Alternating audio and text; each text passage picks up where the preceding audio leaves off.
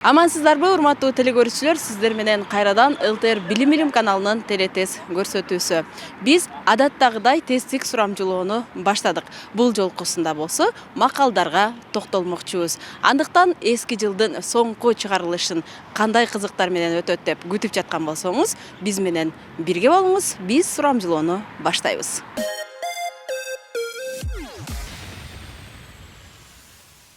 Өткөн көрсөтүүбүздө Наполеон Бонапарт ким болгон деген суроо узаткан элек. Ал сурообузга аябай көптөгөн жооптор келип түшкөн. Мына ушулардын ичинен эң алгачкылардан болуп туура жоопту бизге жөнөткөн бул телекөрүүчүбүз жеңүүчү болуп белекке ээ болду. Сиз дагы бул телекөрүүчүбүздөй болуп жеңүүчү болуп белекке ээ болгоңуз келсе, анда көрсөтүүнүн аягына чейин көрүп барыңыз дагы. Берилген суроого жооп берип, Семеттей кинотеатрынын чакыруу баракчасына ээ болуңуз.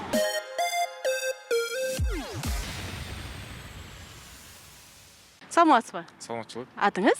Нурислам. Нурислам. Макалдарды мыкты эле билебизби? Билебиз. Апаңыз көбүнчө кайсы макалды айтат элесизге? Жакшы бала отту карайт, жок. Жакшы бала отту карайт, жаман бала казанды карайт деген. Азаматсыз. Демек отту караган балдардансыз. Апаңыздын бул макалынын артында көптөгөн маани жатат десек болот. Эми сизге мен бир макал берейин, сиз болсо түшүп калган бөлүгүн толуктаңыз да бизден белекке болуңуз. Алыскы туугандан жакынкы ким артык? Дос артык. Дос артык деп ойлойсуз, Макалдын түшүп калган бөлүгүн толуктоо үчүн мен сизге 4 вариант айтам. Сиз ойлонуп, түшүп калган бөлүгүнө туура келген жоопту коюп бериңиз. Макалды да бир ирет кайталайм. Алыскы туугандан жакынкы ким артык? А варианты душман, Б варианты кошуна. В варианты болсо дос, Г варианты айыл артык дейт. Душман артык. Алыскы туугандан жакынкы Душман артык. Бул макалды мурун кийин угуп көрдүңүз беле? Жок. Ата энебиз көп айтып калат го. Окуган эмесмин кайда. Сиздин акыркы жообуңуз? Дос. Доспу же душманбы алыскы туугандан? Дос. Алыста досторубуз жокпу? Жок. Макалга да бир ирет маани бериңиз, сизге мүмкүнчүлүк берейин. Алыскы туугандан жакынкы ким артык? Кошуна артык.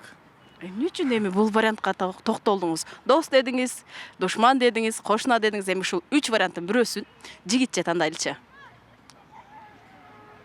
Кошуна дейм. Кошуна. Бул сиздин өзүңүзгө ишенимдүү берген жообуңуз. Ооба. Эмне үчүн бул жоопко токтолуп калдыңыз? Эми алыскы туугандан анча сүйлөшпөйсүң да. Кошунаңа карагандачы. Кошунаң менен жакшы барлашып, мамилең жакшы ошондой да. Эми кошуна деп ойлойм мен. Ойлойсуз, э? Ооба. Жакынкы кошуналарыңыз алыскы туугандарыңызга караганда ар дайым жардамга келишеби? Ооба. Мисалы кандай учурда? Мисалы, иш болуп калганда, же бир чыр-чатак болуп калганда жардамга келишет болду. Демек, алыскы тууган жетип келгенче жакынкы кошуна кол кабыш кылат деген макал десек болот, э? Ооба. Азаматсыз, бир топ адаштыңыз. Дээрлик варианттардын баарын тандап көрдүңүз, а бирок акырында туура жоопту бердиңиз. Албетте, алыскы туугандан жакынкы кошуна артык деп бир маани маңызы терең макалдардын бири экен. Сиз туура тапкандыгыңыз үчүн бул белекти сизге берем. Семеттей кинотеатрынын чакыруу баракчасы учурда жүрүп жаткан кино тасмаларынын премьерасын барып көрүп келсеңиз болот. Рахмат жоо.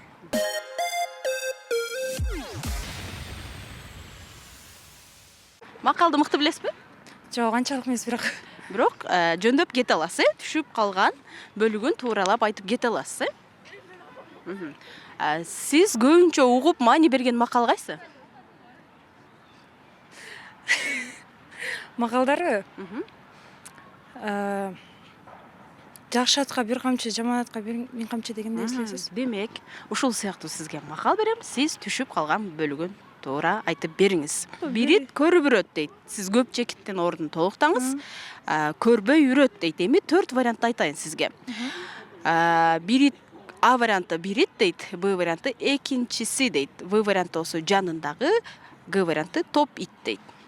Бирит көрүп өрөт, топ ит көрбөй өрөт болсо керек. Эмне үчүн? Анткени көп иттер болгондо карабай эле ким бар, ким жок деп үрүп салыш берет да. Аны адамдарда деле ошондой эле болот да. Бирөө өзүнүн мнениясын айтса, калгандар өзүнүнкүнөн карабай эле ошого карап кете беришет. Ооба. Сиздин оюңуз да бир чети туура болушу мүмкүн. Бирок макал негизи ушундай айтылабы, ойлонуп көрүңүзчү. Бир рет көрүп өрөт. Мгм. Бир рет көрбөй өрөт. Андай деле болуп калышы мүмкүн. Бир Эмне рет үчүн? көрбөй. Мисалы, эки адамдын эки ою болушу мүмкүн. Сиздики менен меники. Мгм. Мен бир өзүмдүн оюмду айтсам, сиз башкасын айтышыңыз мүмкүн. Мен көрүп туруп айтсам, сиз көрбөй эле өзүңүздүн оюңузду айтып Божом калышыңыз болду, мүмкүн. Мгм. Ооба. Ошондо сиз кайсы вариантка токтолосуз? Бир ит көрүп үрөт деген вариантка токтолосузбу Ооба. же топ ит көрүп үрөт деп? Бир рет. М? Бир итке. Бир ит. Ооба. Демек, бул сиздин акыркы жооп. Ооба. Азаматсыз. Бирок азыр жооптун туура же туура эместигин айта албайм. Сиздин дагы токтолбой 3 макал айтып беришиңизди суранат элем. 3 макал. Мгм. Ошондой кезде кыргыз адабият мугалимдерим эсиме келип кетет. Азамат, сиз гана кыргыз адабиятты негизи эле макалдарды канчалык деңгээлде окудуңуз, айтып өтүңүз. Баштадык. Кыздуу үйдө кыл жатпайт, келиндүү үйдө күл Азаматсыз. жатпайт. Мгм. Бир, экинчи. Кандай макалдар бар эле? Бир. Токтолбостон айтабыз. Эл Бата менен. жок, элдик жигит эрди ойлойт. Жок, эрдик жигит элди ойлойт. Ай, унутуп калдым мен, качып калбайм экен. Демек, сиз менин жообум туурабы, туура эмеспи деп ойлонуп жатып эле макалдарды унутуп калдыңыз окшойт. Азаматсыз макалдарды дароо шатыратып айтып бере албаганыңыз менен биз берген жоопту туура табууга аракет кылдыңыз. Албетте бул мааниси терең. Бир ит көрүп өрөт, ал эми бир ит көрбөй эле үрө берет. Демек, адамдардын ою ар кандай деген таризде жөндөп да бере алдыңыз. Туура жоопту бергениңиз үчүн мен сизге белек берем. Албетте бул белек сизге жаңы жылдык белек болсун. Семеттей кинотеатрынан чакыруу баракчасы кармаңыз. Бул сиздики. Рахмат. Мыкты кино тасмалардын бирөөсүн тандап көрүп келесиз. Рахмат. Саламаттар.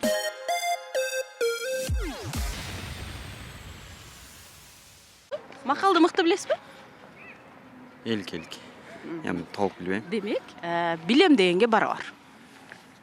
Атаңыз көбүнчө кайсы макалды айтып тарбиялайт элесизби? Там жакшы атка бир камчы, жаман атка миң камчы. Демек, бул макал сиз үчүн мааниси терең десек болот. Мен сизге азыр бир макал берейин. Сиз түшүп калган бөлүгүн туура табыңыз дагы менден белекке эй болуңуз. Сизге макал: бетеге кетет, бел калат, ал эми ким кетип эл калат? Бетеге кетет, бел калат.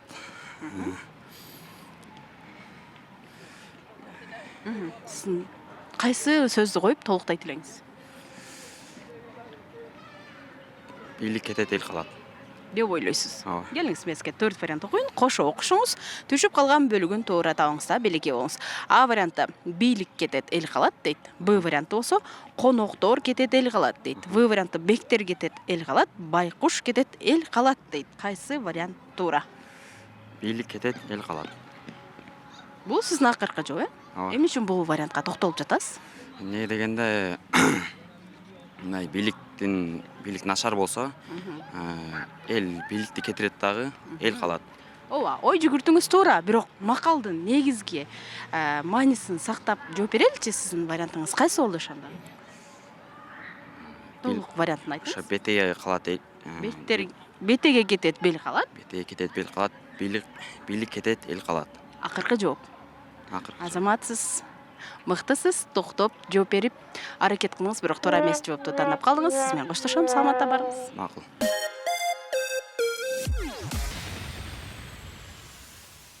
Саламатсызбы? Саламатчылык. Алдыда келе жаткан жаңы жылыңыз менен. Сиз бирге болсун.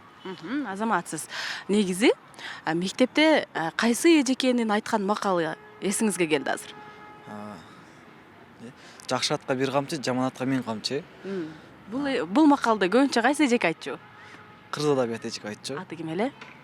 Аты Азиза. Демек, көпчүлүк замандаштарыбыз ушул макалдарды айтканда кыргыз тили, кыргыз адабиятын эстейт да. Сиз ошол сабактан кандай окудуңуз экен?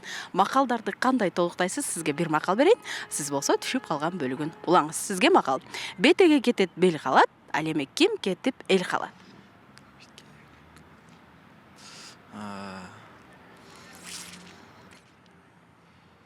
Ушундай макал уктуңуз беле? Жок, кана эмес экен. Келиңиз мен сизге 4 варианты менен кошо кайталайын. Сиз болсо түшүп калган бөлүгүн улаңыз. Бетеге кетет, бел калат, ким кетип эл калат. А варианты бийлик кетип эл калат дейт. Б варианты болсо коноктор кетип эл калат. В варианты болсо бектер кетип эл калат. Г варианты байкуш кетип эл калат дейт. Г вариантыбы туура жооп? Байкуш деп ойлойсузбу? Ооба. Эмне үчүн? Дагы бизде варианттарды да бир ирет айтайын.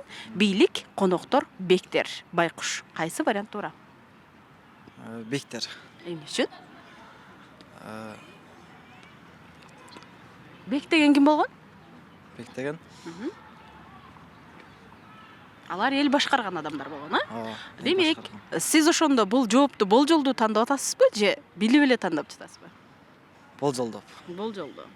Анда макалдын туура же туура эместигин айтып өтөйүн. Туура эмес болбой калса, биз сиз менен коштошобуз. Туура болсо белек беребиз. Албетте сиз туура жоопту айттыңыз. Бетеге кетет, бел калат.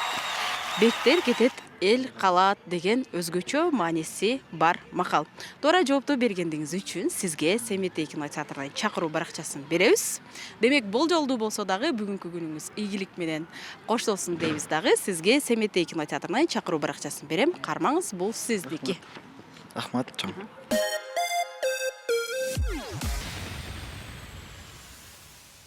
Саламатсызбы?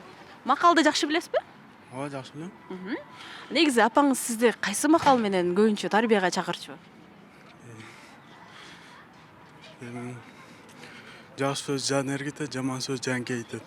Демек, менден жакшы сөз ук, жаман сөз укпай эле кой дечү экен, Ооба. Келиңиз, ушул сыяктуу сизге бир макал айтайын. Сиз болсо түшүп калган бөлүгүн толуктаңыз да белекке ээ болуңуз. Бай сүйлөсө макулчу көп, ал эми кедей сүйлөсө ким көп болот? Кедей сүйлөс. Сиздин оюңузча? Эми Жардам керек, 4 вариант айтам. Кошо окушуңуз дагы туура вариантын таап бериңиз. Макалды да бир рет кайталайм. Бай сүйлөсө макылчу көп, кедей сүйлөсө А варианты акылчу көп дейт. Б варианты сынчу көп. В варианты кеңешчи көп, Г варианты байкоочу көп. Кайсы вариант туура? Д варианты. Г вариантыбы? Демек ким? Байкоочу көп. Эмне үчүн бул вариантка токтолуп жатасыз? Анткени эми сүйлөгөндөн кийин эми байкагандар көп болот. Байкаган. Демек ушул макалды мурун кийин уккансызбы? Жок, уккан эмес. Саламатта барыңыз. Тилекке каршы туура эмес айтып коюңуз, сиз менен коштошом.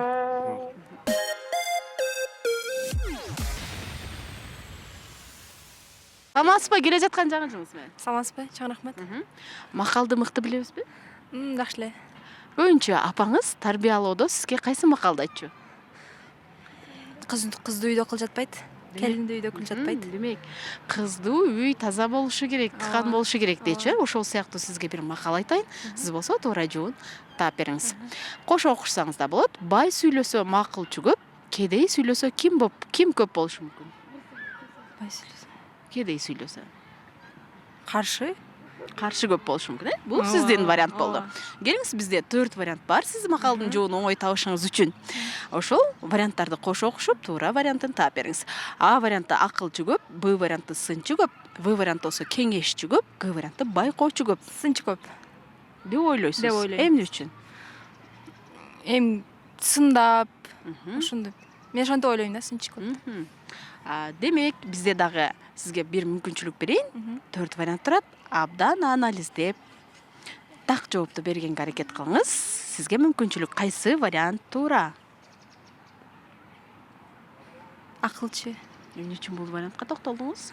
Макулчу, акылчы деп экөө мындай уйкашып кеткен үчүн ошентип ойлоп кеттим.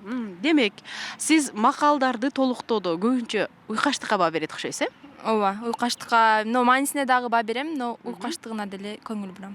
Дал ошондой уйкаштыкты камтыган мага 2 макал айтып бериңизчи. Кызды үйдө кыл жатпайт, келинди үйдө күл жатпайт.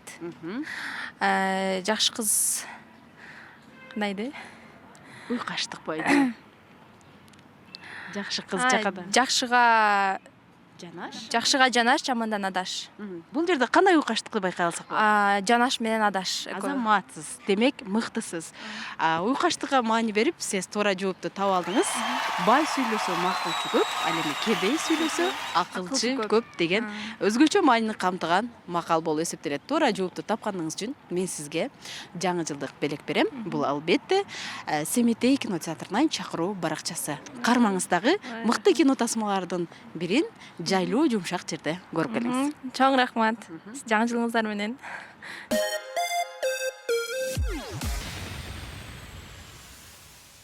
Айрым учурларда биз апаларыбыз тилдейт го. Ошо мезгилде сөз арасында кайсы макалды көп айтчу? Сөз арасында көбүнчө эсимде деле жок мындай негизи. Эсиңизде калбаган, э? Азамат, сиз келиңиз, анда мен сизге макал берем. Сиз болсо түшүп калган бөлүгүн улап белекей болуңуз. Макал: сөз жарасы айыкпайт, ал эми эмнеден калган жара айыгат? Сөз жарасы айыкпайт. Эмне жарасы айыгат? Сизге түшүнүктүүрөөк болуш үчүн 4 вариант кошо окуйм. Макал: сөз жарасы айыкпайт. А варианты: жүрөк жарасы айыгат дейт. Б варианты: дененин жарасы айыгат дейт. В варианты: бычак жарасы айыгат. Г варианты: көңүл жарасы айыгат дейт. Дененин жарасы айыгат деп ойлойм. Сөз жарасы айыкпайт. Дененин жарасы ошондой, короче. Дененин жарасы айыгат деп ойлойсуз. Ооба. Өзүңүзгө ишенимдүү тандадыңыз, бул вариантты? Ооба. Да, бир жолу сурап жатам. Ишенимдүүсүз? Ишенимдүү. Сөз жарасы айыкпайт. Көңүл жарасы жок. Дененин жарасы жок. Бычак окшойт, бычак. Эмне үчүн бул вариантка өтүп калдык? Мисалы бычакты колубуз менен, мисалы колубузду кесип алсак, айыктырсак болот да. Ошого. Сөз жарасынчы? Сөз жарасын мындай көбүнчө жүрөккө тийип кеткен үчүн айыкпайт деп ойлойм мен. Ошо. Демек, ушундай жагдай сизде болду беле? Жагдайбы? Негизи жашоодо баарында эле болсо керек, ооба, болгон. Эми сиз 3 вариантты тандадыңыз. Акырында бычак жарасы дегенге токтолдуңуз. Дагы мүмкүнчүлүк ушул вариантка токтойсузбу? Ооба. Токтодуңуз. Ооба. Ишенимдүү. Ооба. Мыктысыз. Азаматсыз. Сиз макалдын жообун туура таптыңыз. Албетте, бычак жарасы айыгат, ал эми сөз жарасы айыкпайт деген макал болчу. Макалдын жообун туура тапкандыгыңыз үчүн сизге жаңы жылдык белек беребиз. Албетте, Семетей кинотеатрынан бул чакыруу баракчасы.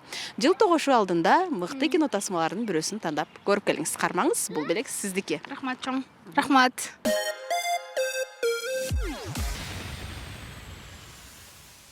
Саламатсызбы? Жаңы жылыңыз менен. Рахмат, сизге дагы. Сиз макалдарды мыкты билесизби? Ооба. Жалпы республикалык тестирлөө тапшыргансызбы? Ооба. Макал кездештиби беле? Ооба. Кандай макалдар? Азыр эсимде деле жок. Бирок канча балл алгансыз? 150. 150. Азаматсыз. Демек, сиздин 150 балл алганыңызды азыр макал менен эле тастыктап кое аласыз деп ойлоймун. Сизге макал: кылычынан кан тамганды, тилинен бал тамган эмне кыла алат?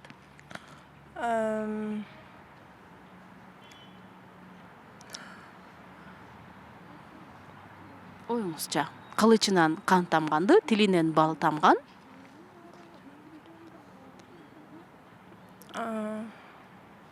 Азыр. Кайсы сөз дал келиши мүмкүн?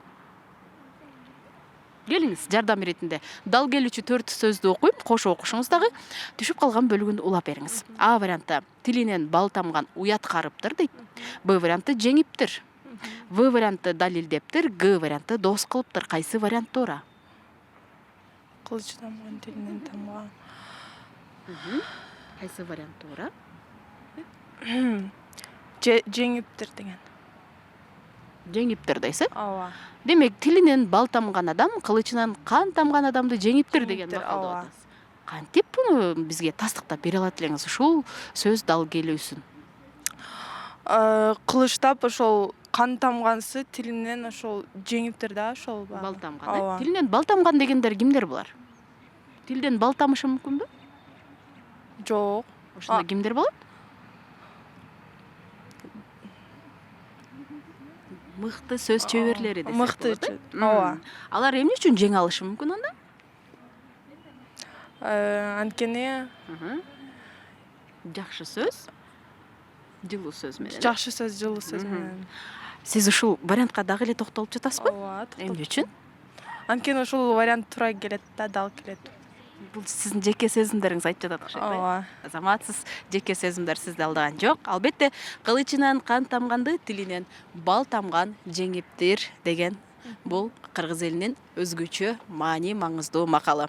Урматтуу телекөрүүчүлөр, ошондуктан ар дайым кылычынан кан тамган эмес, тилинен бал тамган инсандар бололу деп, сиз туура жоопту тапкандыгыңыз үчүн сизге белек сертификатын берейин. Албетте, бул Семетей кинотеатрынан чакыруу баракчасы. Кармаңыз, бул сиздики мыкты кино тасмалардын бирисин көрүп келүүгө мүмкүнчүлүк алыңыз. Рахмат чоң. Саламат болуңуз.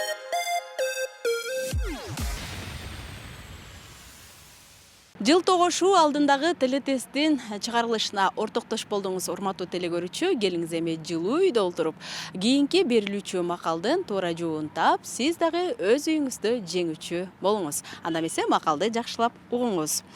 Адал иштин арты, сиз бул көп чекиттин ордун дал келүүчү сөз менен толуктай өтүңүз. А варианты бакыт, Б варианты таза, В варианты ыйман элеме, Г варианты адеп.